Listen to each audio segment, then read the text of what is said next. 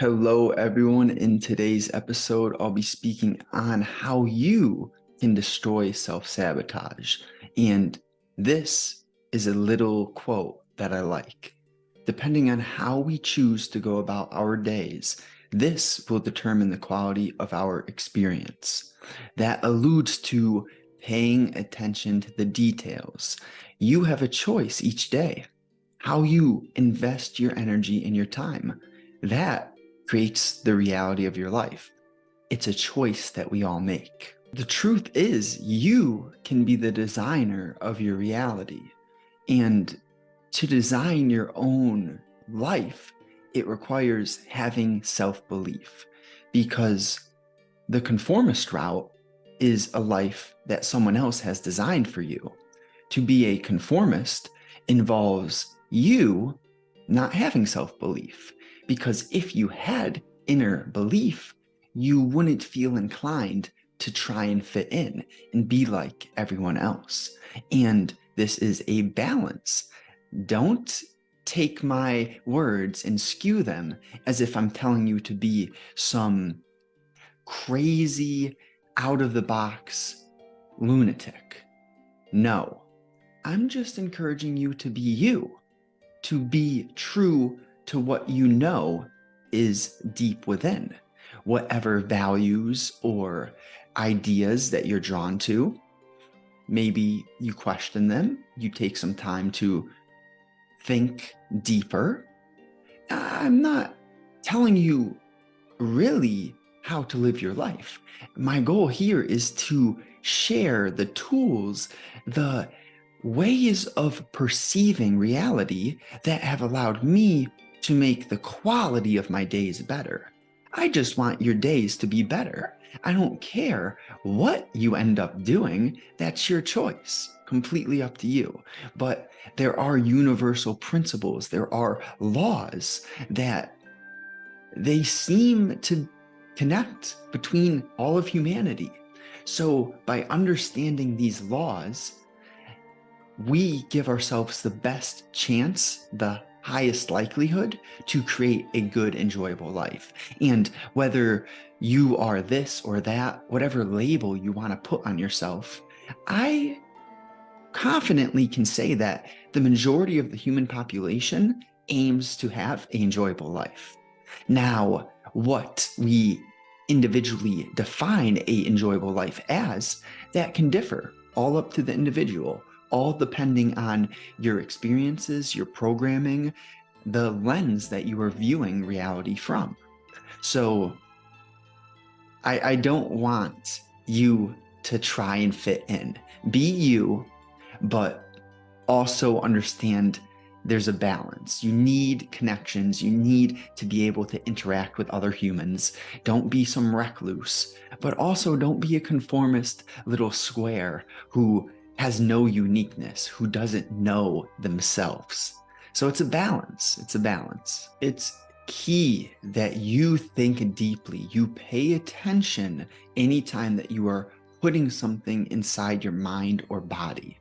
For example, high school, I started using nicotine, these jewels, no idea of the consequences, rather young and foolish, open, gullible, curious. So that ended up being a terribly difficult addiction for me to overcome. Point is, when you try something new, when you put something in your mind or body, you really want to do your best to comprehend how what you're consuming is going to affect your mind and body. It's very open-ended. We can throw some examples, but the thesis is that what you consume, it changes you. And if you consume good things, they are going to lead you to feeling that way. You consume addictions, things that harm your body and your mind, you instantly will feel a bit of pleasure, usually. And then after that instant gratifying hit of dopamine, you're going to be left below baseline. You will actually feel worse than before you participated in that instantly gratifying act. So by knowing this, you can prevent self-sabotage. Usually most acts of sabotage are instantly gratifying. That's a good rule of thumb for the most part. And so, on the opposite end of the spectrum, if you are participating in acts of delaying gratification, therefore, you're probably doing something healthy for yourself.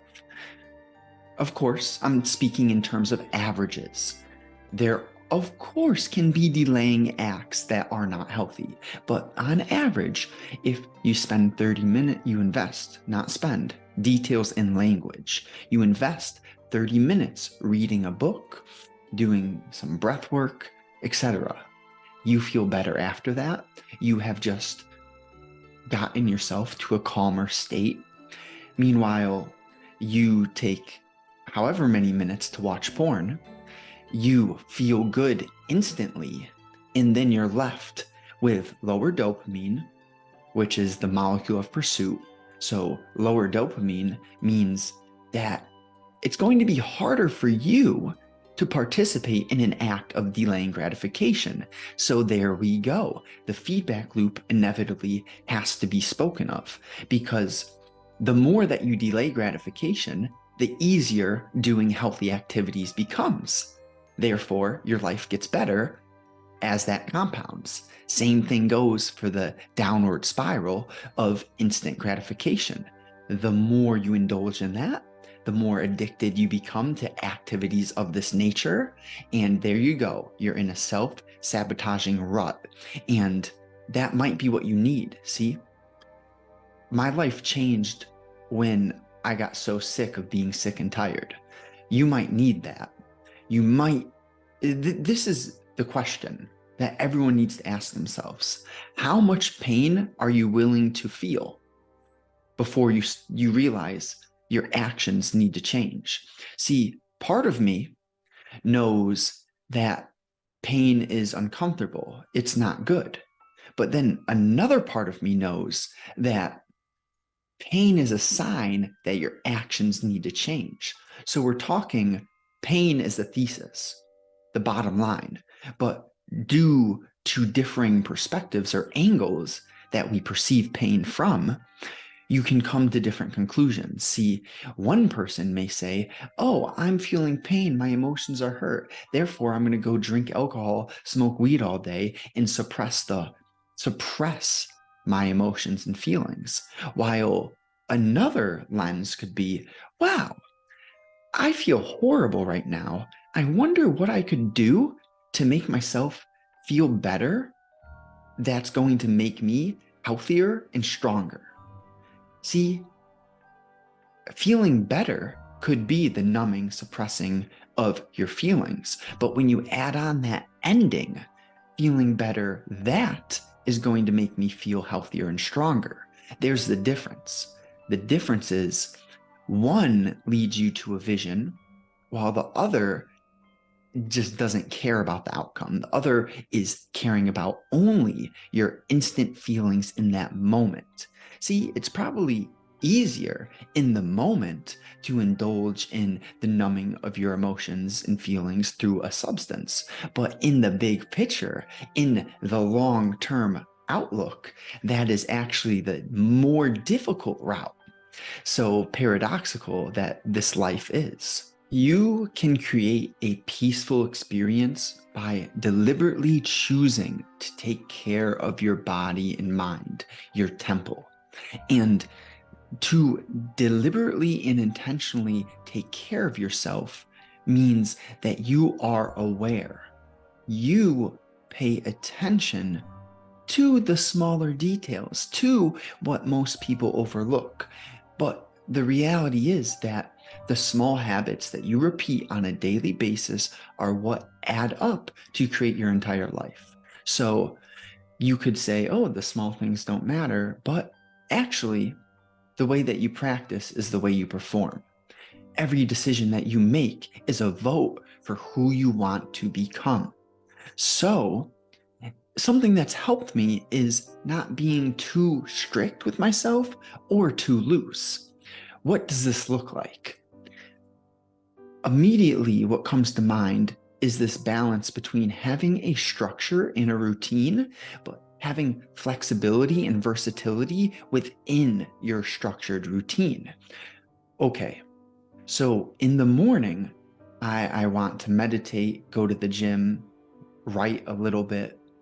Those are like my priorities. So I don't really change those. I do that consistently. So that's quite strict. And at nighttime, it's quite similar. I follow the 3-2-1 rule. No food 3 hours before bed, no liquids 2 hours before bed, and no screens 1 hour before bed. That's quite strict. It's right in your face. It's black and white. That is the strict part of my structure and my routine. But besides the AM and PM routines, in the middle of my day, I have activities that I know I need to do, but there is no certain order that they need to be done in. It's just, okay, I know these will be accomplished, and maybe I do the hardest ones first, but I don't always do those activities in the same way. So this creates a bit of play within your structured routine. It's like you want to start the day specifically right because that creates the tone, the momentum for your day, and you want to end it deliberately, intentionally right because that sets the tone for your sleep, and the quality of your sleep runs into the quality of your next day. So it's important to have that structure in place because if you don't have a good morning or a good night, that can just destroy the middle of your day. But if you follow this structured routine, you take care of those extreme ends. Therefore, it allows for a bit of freedom and versatility during the day. You don't have to be a robot like 1, 2, 3 and just go from task to task.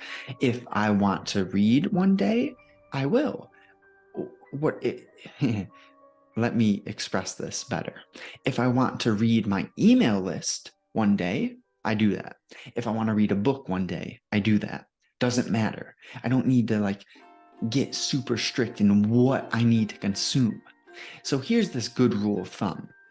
When it comes to putting out, you should know what you need to put out, what you need to create, what you need to get done. But when it comes to consuming, that can be a bit more flexible. At the same time, there needs to be awareness of what you're consuming. I'm not saying just consume anything, not saying that. But what I am looking to express here is I don't plan what videos I'm going to watch and learn about. I just have some people that are interesting and I pick whatever I'm interested in on that day. Same with what determines if I'm going to do a visualization practice or a meditation, a Wim Hof breathwork practice, journaling. What determines those rest activities? It is how I feel in the moment. Not strict, not structured, very loose and open to what I think I need at that moment. So it is a balance. There are some things you want to be very detailed and planned and strict with, while other areas you need to play. And too much strict, not good. Too much play, not good. Needs to be balanced. So the idea of faith and execution on a practical basis. This is a deep topic that is very interesting and valuable. If you are of this spiritual nature where you're confident that things will pan out the right way, that you don't want to worry and stress too much, but you just have a good sense of hope in what's going to unfold for you and the world in general, that's super good. It's even just speaking on that level brings a peace of mind into my voice, into my being. But that being said, there is also the practical and physical reality of how shall I pay my bills? What am I doing on a daily basis? Am I taking care of my body? What am I putting in my body, in my mind? So it's good to think bigger picture and have faith in the spiritual being that we are. But that being said, if you try to go and just meditate in the woods without taking care of the practical things, you're going to be eaten and ripped up by an animal. So it's like you can't get too far out there, but you also should have a sense of your emotions, of the spiritual nature of what we are. So this is something that I don't want to say most, but many people, they stray to an extreme. It's either success, sex, and supercars. That was me in high school. And now, oh, let me say this right. And then on the other spectrum, there's meditation, sit in a cave, don't care about money, don't care, be a celibate. Like, for me, I'm trying to find the balance between the two. Like, have the materialistic things. We are in this worldly experience, the physical world, but we're spiritual beings. So for me, it's like, yeah, girls, look good, take care of yourself, but understand yourself. Don't be attached to everything. Attachment is the root to suffering. So like play with the materialistic game, but don't be attached to the materialistic game. And to do that, you have to invest energy into your spiritual and emotional education, because without that deeper knowing that is derived from spiritual work, you will become absorbed and attached to women, to cars, to money, to status, etc. So it's so valuable if you can play that game and dance between materialism and the spiritual reality of life. So that's interesting. It's very open-ended, and each of our path, we all are going to end up on the same mountain or a different mountain. But the point is that the road to the mountaintop and the specificity of the mountaintop, that can be a bit different. So it's like we're all going to the same place or a similar place, but how we get there is going to be much different, and where we end up is also going to be a little different. It's like a thesis. It'll be very similar where we all end up, but each of our paths, each of our routes is unique to what we need. And that's an interesting one. See, you don't always get what you want, but reality, the universe, will forever give you what you need. So what pops into my mind is this King Arthur story. And I think I first heard of this, I'm pretty sure, from Jordan Peterson. But the King Arthur story is these warriors, they went into the woods at the darkest point of the woods, where it seemed to be the most intimidating. And by doing that, by going right into your fears, by taking on that which scares you head on, you actually raise the likelihood that you move through that fear. Because when you run, it seems to get bigger and bigger. But if you just say, I'm going into it, it's not as scary, and it's much easier to overcome fear. It's easier to be courageous. What's the definition of courage? It's being scared, noticing that you're scared, and still choosing to do that which you're scared of. Courage is not just fearlessness. Nope. Courage is recognizing you're scared and still just grabbing your nuts and saying, I'm doing this. I don't care if I'm scared. I'm doing it. And this reminds me of when there's a huge wave. I'm no sailor, not about that. But I've heard this story: when there's a huge wave, the best way to get through that is to go head on if you're in a storm in the ocean. So it's the same idea as the King Arthur story. We need to go head into that which we're scared of. For me, even my personal life experience, the most intimidating thing for me to do after high school was to not follow everyone else, to not go to university, to bet on myself, to learn about what I really desired to learn about. Very difficult, but such a rewarding thing. I am now at an amazing place in my life due to going straight into the fear. And for years, I was so uncomfortable, so full of self-doubt. And it was probably one of the toughest things I've ever experienced, going right into my fear and betting on myself.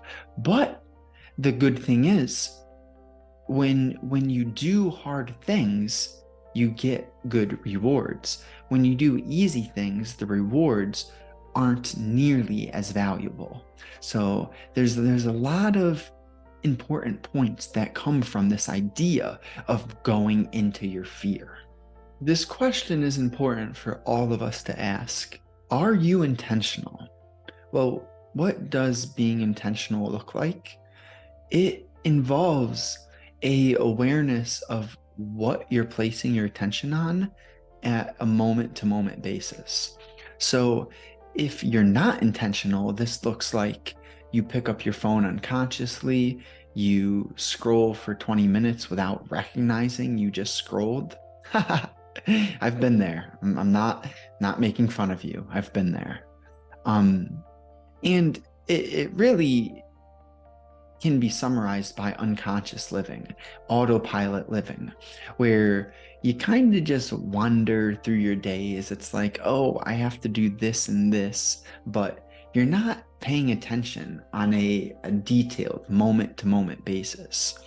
And it's tough for me to get this point across, so let me run with some examples. And these are going to be extreme examples to express the point clearly.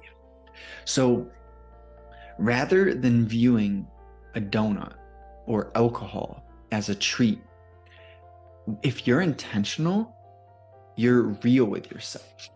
You view a donut and alcohol as poison. And what this means is that you're looking from a bigger picture context, which alludes to the fact that what you put into your body affects who you become. And if you're consuming processed sugar coating, just cancerous donuts with a bunch of additives, preservatives, seed oils, etc., it clogs up your system. Just so many negative consequences to the consumption of a donut or any processed food. Point is, when you're intentional, you deeply understand how detrimental consuming certain things can be, and also how unhealthy it can be for you to get wrapped inside of a negative thought cycle. So intention, the thesis is probably paying closer attention to where your focus is, because what you focus on determines how you feel. And if you're unintentional, you're unaware of where your focus is placed, and therefore you don't recognize that you are placing your attention on something that brings you uncomfortable, unhealthy feelings. So you are actually creating your own suffering within your mind without recognizing that this is what's occurring. And is that confusing, right? It took me, like even explaining it right now, I know that sounds wild, but that's the best way I can explain it. Maybe it makes sense. If not, that's okay. I think one of the main keys to intentionality is understanding and zooming out. So with the donut example, it's not that the donut kills you like a deadly snake bite. It's rather that the donut is slowly killing you. You have a multitude of negative consequences that come from the donut. Brain fog, a bunch of added sugars, slows down your system, seed oils, which clog your blood flow, create blockages, lead to potential cancerous cells being created, etc. Just a boatload of horrible physical consequences, and it slows your mind down too. So it's, the mind-body connection is very real. Here's a little assignment, and I think it'll be very valuable for you. Number one, identify when you work best. For me, mornings. So I wake up super early to optimize that. Create a list of your most important tasks. For me, it's a combination of mixing both the business activities and the self-care activities like gym, reading, walk, education, etc. So figure out what your highest leverage acts are in this current season of your life. Knock out your key task as early as possible in the day. This is called eating the frog. Doing those difficult things immediately, or the task that you least want to do immediately, it creates this freedom within your mind. See, if we do the easy tasks first, then we have this pile knowing. It's like this mental weight that is just on our shoulders all day because we know that we haven't done that annoying thing that we know needs to get done. So that'll help you. And create a daily schedule that allows for this to occur sustainably. Like I mentioned, I go to bed early compared to most people because I wake up way earlier than most people. And I don't care. I wanted to set up my schedule so that it allows me to work with my highest priorities. So that's another tip. Get real clear on your priorities. Most people have their priorities real confused. And then journal 30 minutes a day, just simply doing a brain dump, like no agenda. You don't even have to ask yourself questions. Sometimes I just start like, okay, I'm writing and this is how I'm feeling or whatever. You just say, I'm going to start writing. I'm going to let my fingers put words on the paper, whatever. And then just do your best to flow. Just get the thoughts out, dump whatever you have in your mind onto that page. Very helpful. Let me know if this helps you. I would appreciate if you do benefit from this. You could, DM me, let me know, or in the comments. I would love to hear like what you've enjoyed from this video. If there's any specific points that you found value from that really like sparked your curiosity, I'm all ears. So let me know. If you're tired of the pain that you've been feeling and you're ready to make a change, well, the reality is no one can do for you what you need to do for yourself.